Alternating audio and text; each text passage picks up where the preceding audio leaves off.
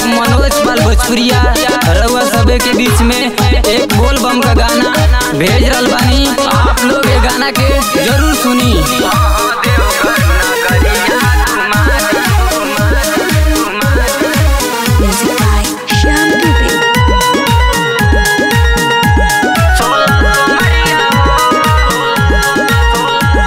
भूखल बानी राजा 16 सोमरिया हो,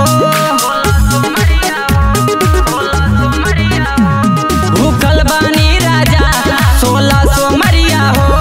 सावन में चलल जा लेके कवरिया हो, बाटे आशा ये ताने पूरा दिन हो, बाटे आशा ये ताने पूरा दिन हो। गेरुआ साड़ी बाजारी से मंगा दीनू हो, गेरुआ साड़ी बाजारे से मंगा दीनो।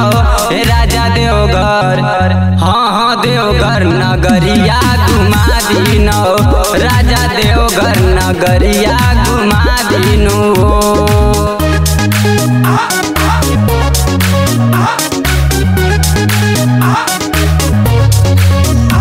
Music by Shyam Dubey.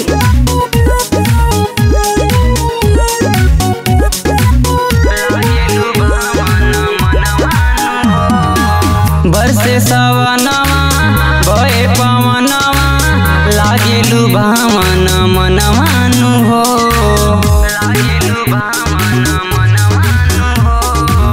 बोलबम बोली चलता टोली करे भोला दर्शन मानु हो।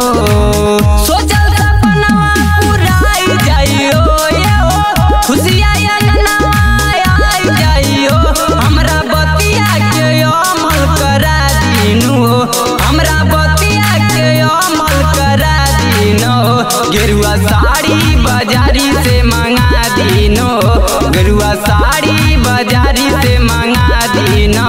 हे राजा देवघर हाँ देवघर नगरिया घुमा दीनो, राजा देवघर नगरिया घुमा दीनो।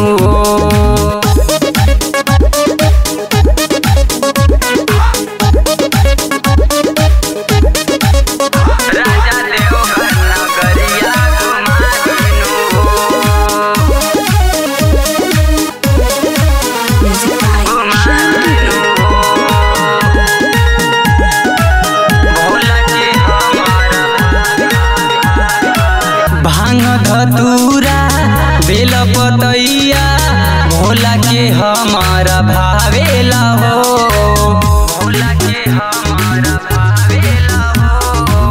हटेला दुखवा पावेला सुखवा देखे उदर पे आवेला हो। सत्यम राजा गोरिया बाहो, सत्य मनोज पाल भोजपुरिया बाहो। नारा हर हर बम के लगा दीनो, नारा हर हर बम के लगा दीनो। गेरुआ साड़ी बाजारी से मंगा दीनो, गेरुआ साड़ी बाजारी से मंगा दीनो। हे राजा देवघर हाँ देवघर नगरिया घुमा दीनो, राजा देवघर नगरिया घुमा दीनो।